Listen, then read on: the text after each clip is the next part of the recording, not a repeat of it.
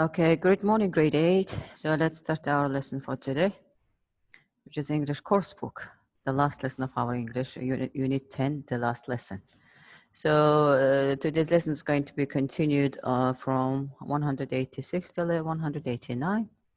Okay, so now, before we start, we're going to work on the vocabularies, on the word pool. So as usual, you're supposed to translate your own word, you add your word, and plus you are supposed to write them down on your dictionary notebook. Next, you'll be going to continue with the same dictionary notebook, the same dictionary notebook, okay? So it will be a lot helpful for you to carry on. So please make sure, when you have a time during the summertime, make sure to write down all of your vocabularies to organize them on your dictionary notebook. So this is the word pool. Some cases I've prepared the word pool description, the translation. Some cases I leave it up to you. So today, as I have prepared, okay. So the to doze. For example, here, while I was waiting for you, I dozed off a bit. So what does that mean? Doze off. That if somebody sleep, sleep, but sleep lightly, light sleep, not deep sleep. At night we don't doze off. For a short time, about 1 minute, 10 minutes. Depending on the situation. Sometimes without knowing, we doze off. That's what it means. So next one is to clatter. To clatter, for example, if you're going to drop a box of tea, a spoon or cutlery or the kitchen utilizer with the box itself, they will make some sort of noise. The clattering sound, which is like, something is hit, dropped on the ground and make a loud sound. Okay, this is called to clatter. Plume. Plume, it means the line number 12, here we're going to have it. It is a long spreading cloud of smoke or vapor. But it has a different meaning. It is it has a meaning of like a long, soft, soft feather. Or sometimes arranging, as a verb, arranging the feather. Arranging feathers. For example, that the birds, they tied up themselves, that rearrange their feather. We call them plume. But another word, it has a different meaning here. Long, soft feather, arranging feather. And also, long spreading cloud of a smoke or vapor, we call them. So next one here is a gleam. What does it mean, gleam? Gleam of line. Gleam, it means shine brightly, or especially with a reflected light.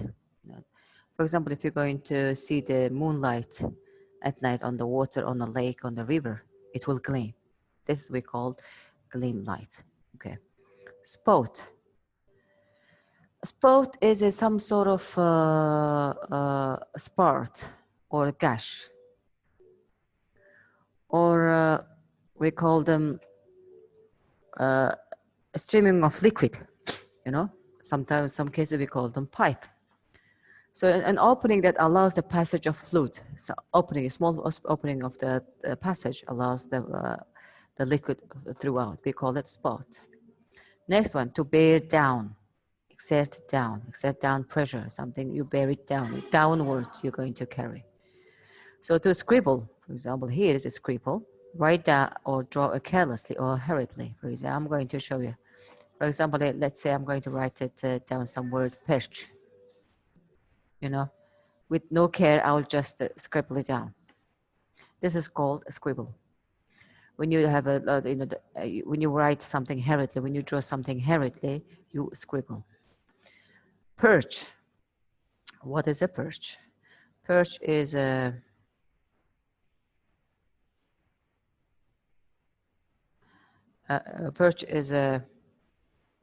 a high or narrow seat or resting place, especially in a boat, on the boat, big fishing boat, that the sailors, they go up in the small area on the almost top of the sailing. This small area, they just look up, look out. That place we call it perch. Involuntarily. Voluntarily it means somebody who does the things on their own self-willing. But involuntarily is the opposite of it. So done without conscious control or done against someone's will. Involuntarily, that means somebody pushed or forced to do something. Dominion is sovereignty or control. Dominion is the head, the leader, or the control of everything. Devour is eating hungrily or quickly, without chewing properly, like the way. That's what we call it, devour. So let's move on to the story. Today is the last story, as I have told you that. So the story is about the quest for Moby Dick. This is the people, the whale hunters in all time. So let's see first, then we will talk about what is it about. So here, the quest for Moby Dick. There she blows, the white whale. I thought at first I had dozed off to sleep and I dreamed it. Then we heard Ahab's ivory leg clatter across the deck above. He was bowling for us to turn to. I shook Queen's hammock to wake him up, but he was already on deck while the rest of us collided on the ladder and emerged on the deck shivering in our shirt and bare legs.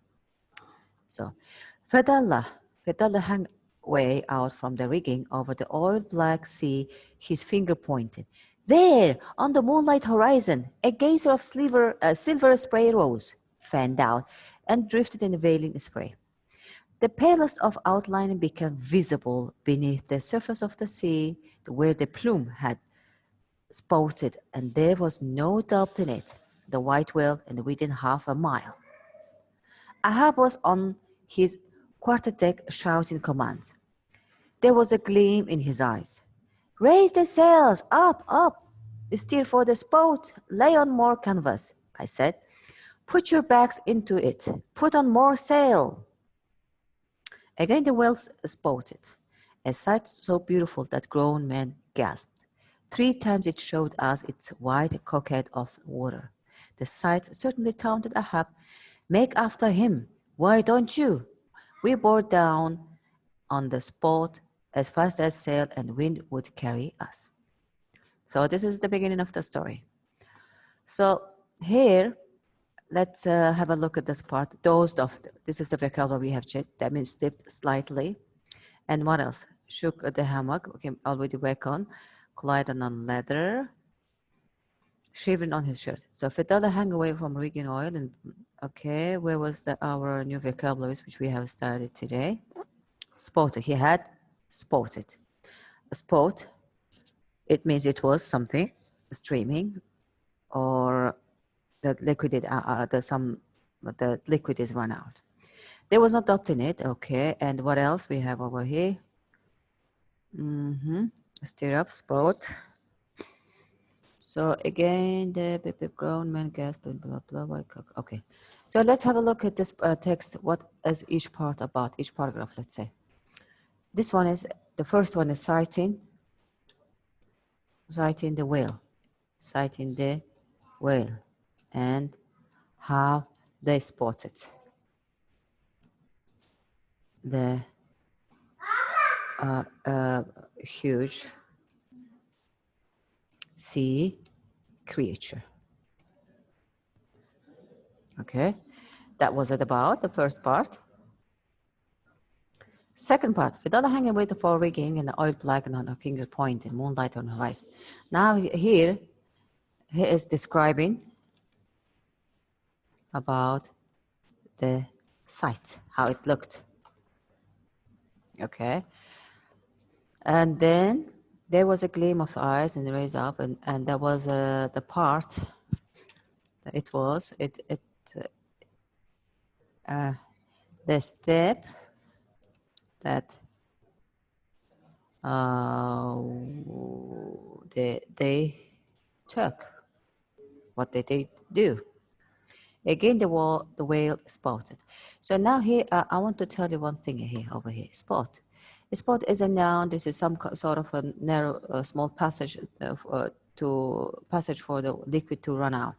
But spot is, you know, that then on top of let's imagine there is a. Let me try to. Let me try to illustrate. For example, let's say this is a well. Okay, this is a well. So something will be, you know, that on the top of well, there's some water gashes out, right? Like this. So this is the whale spotted.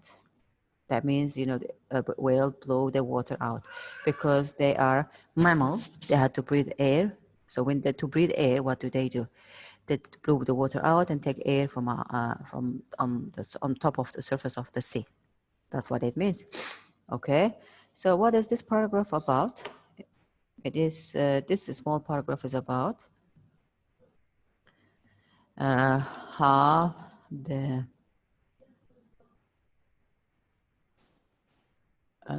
it's about the whale, actually.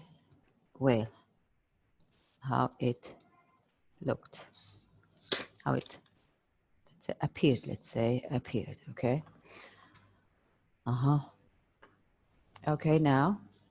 So next part of our story, let's move on. Yeah.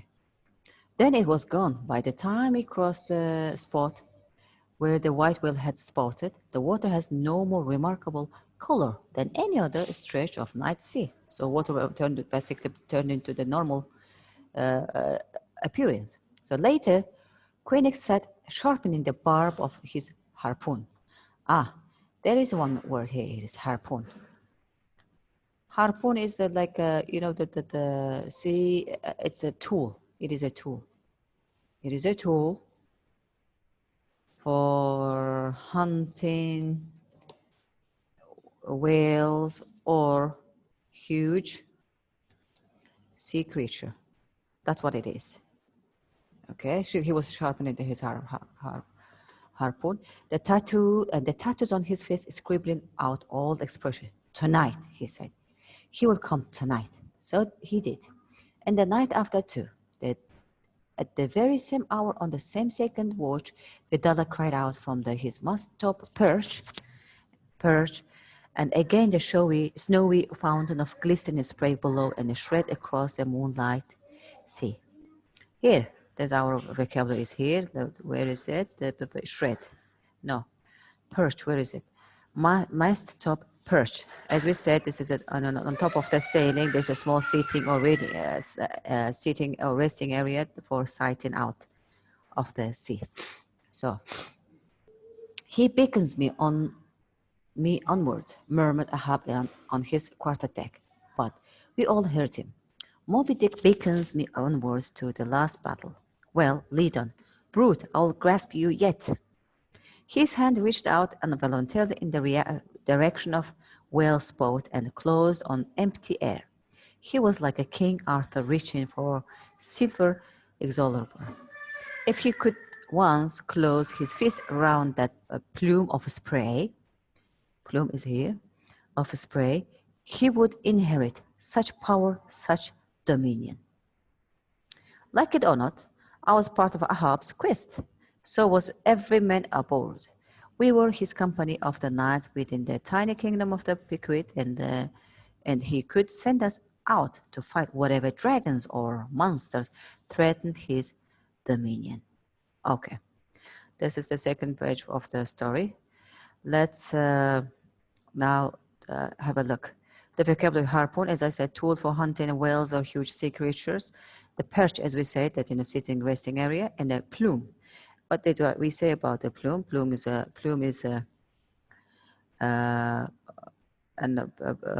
is it like long soft feather that the birds arrange their feather, or as we have mentioned earlier here, plume. Where is it? Is here long spread cloud of the smoke or vapor. So now we need to decide, is it the long cloud of a smoke or vapor or something else? He said, if he could once close his fist round that plume of spray, okay? This is used as a noun. We could inherit such a power, such a dominion. Dominion means leadership or the control or sovereignty. So, and here also the dominion has been repeated. So what is this whole part is about? Let's say all this second page is about the whale appeared repeatedly, appeared day after day, day after day. And also the sailors are preparing and for hunt, for a whale, okay? And then let's say that the last part of the paragraph here is about the described about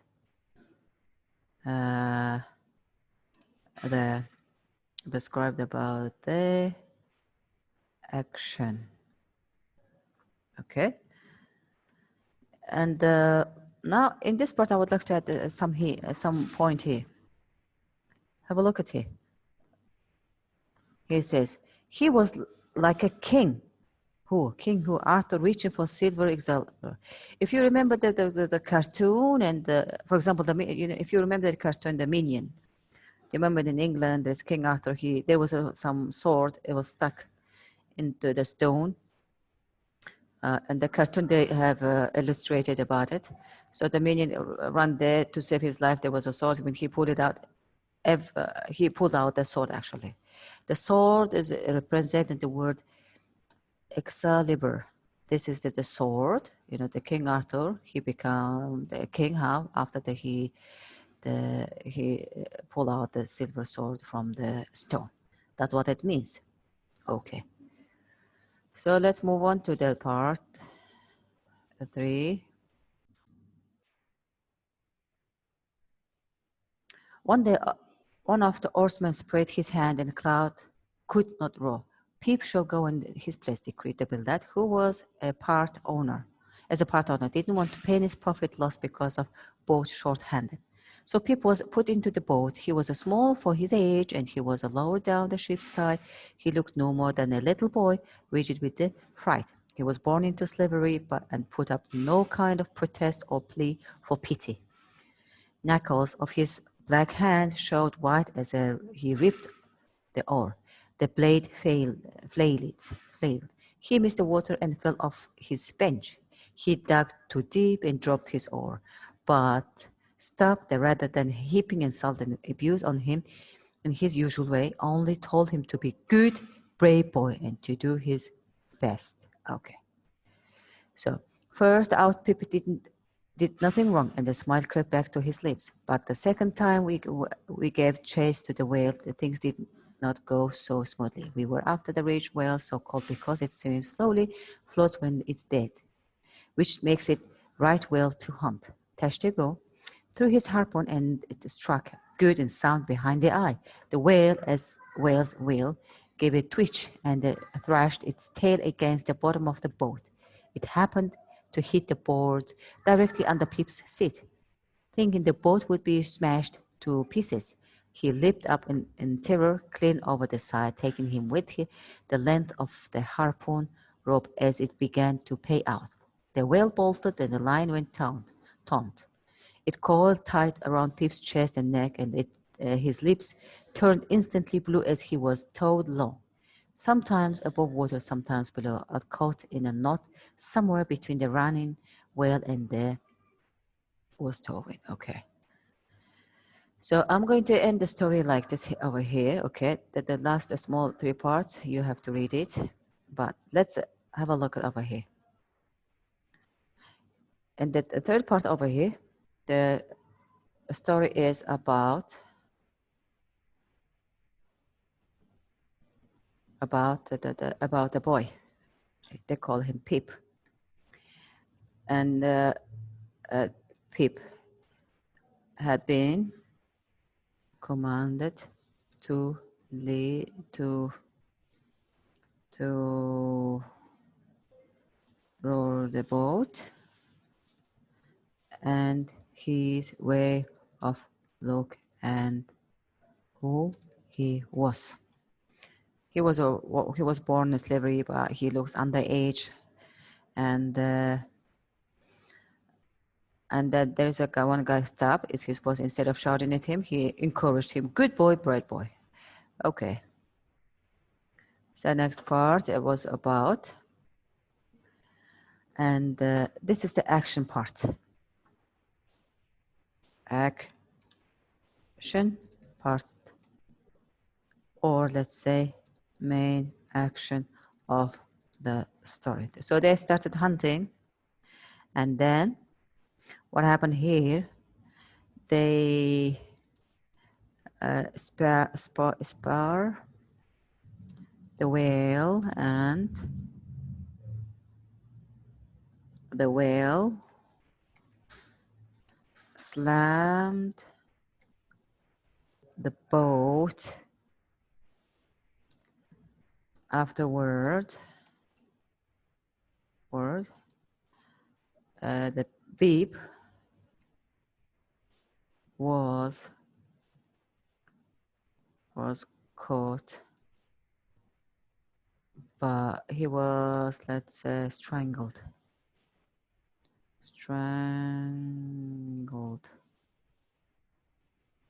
by the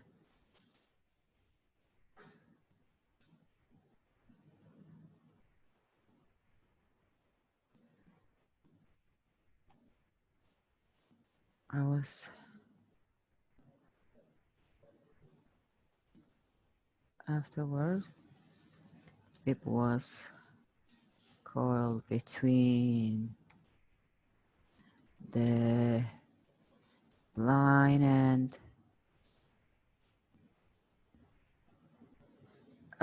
between the boat and the harpoon by the line. Okay.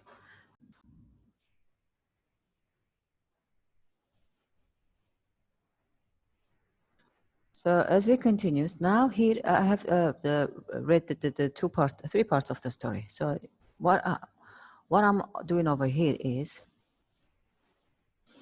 I would like you to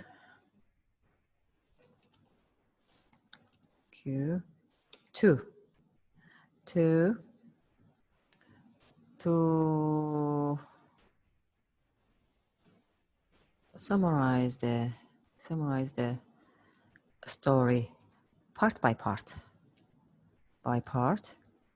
and give the highlighting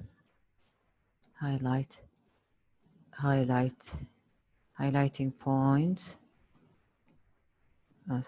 Points to understand your story well. To give understanding of the story, which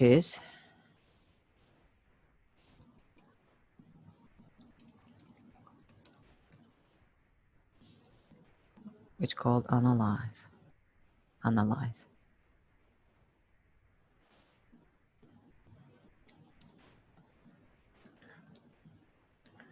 Okay, so now have a look at that part. This is your mission, what you are obliged to do. So let me go back to my previous page here. Now have a look at this one, comprehension part. Comprehension part over here, what I'm going to do is, there are 4 questions. Okay, after this 4 questions, I'm going to give very short scribble.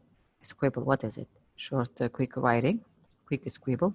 But you have to, afterward you have read all of the story, you have to give the full answer on your own. So, comprehension part here. Describe the first sighting of the whale. Why job is given to Pip, and why is he terrified? Describe in your own words reaction of 2 the crew members, when Pip falls into the water, until this one we have read. Okay, why does Pip not recognize Captain Ahab when he is helped out of the water? This part we haven't read it yet. So basically, here we have read this part. Okay, hold on. We did it. It's going to be answered. It will be answered. It will be answered. But this part is a questionable. You have to figure out the answer on your own. And me, I'm going to give you the scribble answer. But afterward, you have to give. First, I'm going to give the answers scribbled way. But your mission is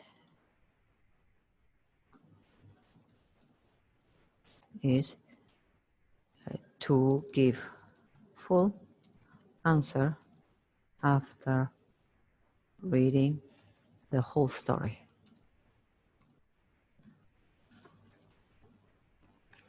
So let's work on this one now.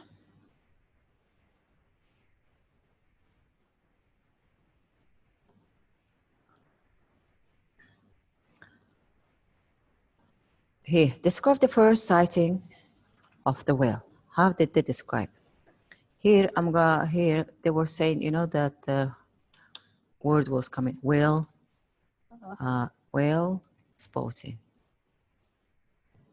Whale spotting. We have used this word. It will be helpful to describe, to give you full answer. And what else was it? Appearance. Which way? Appearance was like, okay, let's say the whale showed up same time, at the same time, day after day. Okay, this is going to be your part of your answer as well.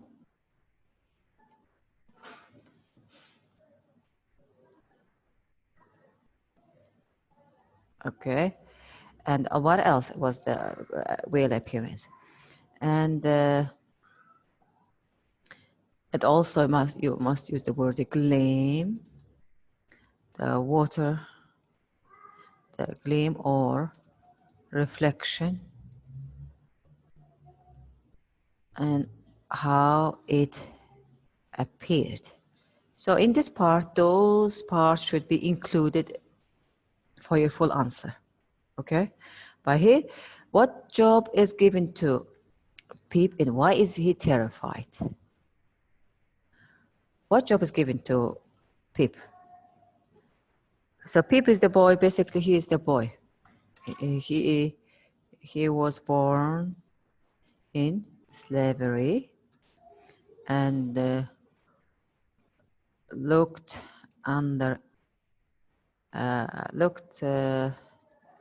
younger than his age. Okay.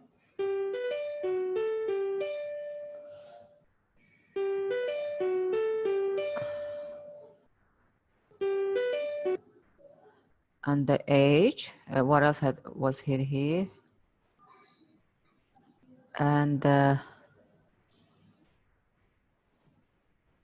And here also you need to add mention about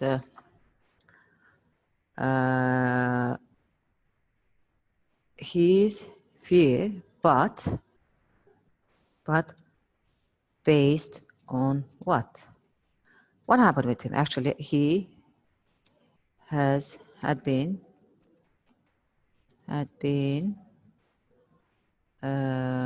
caught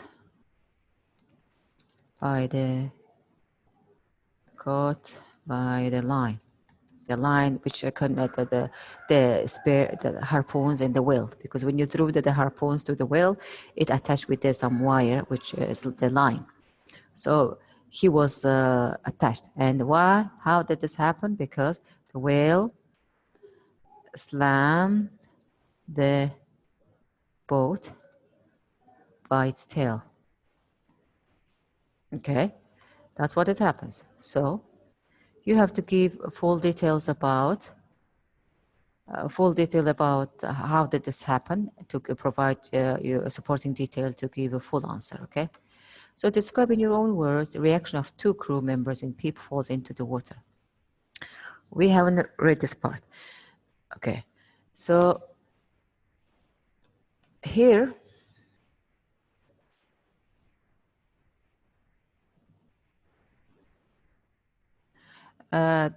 the two crew member is that we call it stab, because he's the one who was encouraging good boy, brave boy, instead of shouting to shout at him because of his mistake. He encouraged. This is the stab, and Starbuck.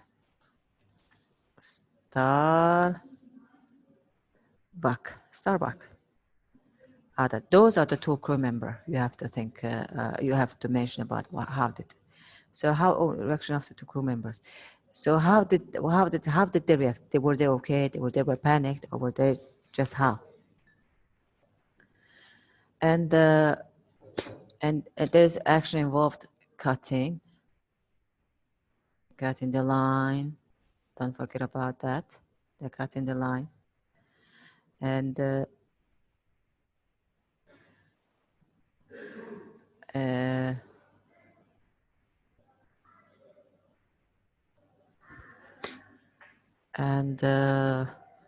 and also there was a bit price he has mentioned. There was a price that had been mentioned. You need to add this include in your question, in your answer, okay? Okay. This is the short part of the reaction of the two crew members of the ship when the Peep falls into the water. So the last one is, I said, what does recognize Captain Ahab when he is helped out of the water? What can I? So here, your full answer, your full own answer is required.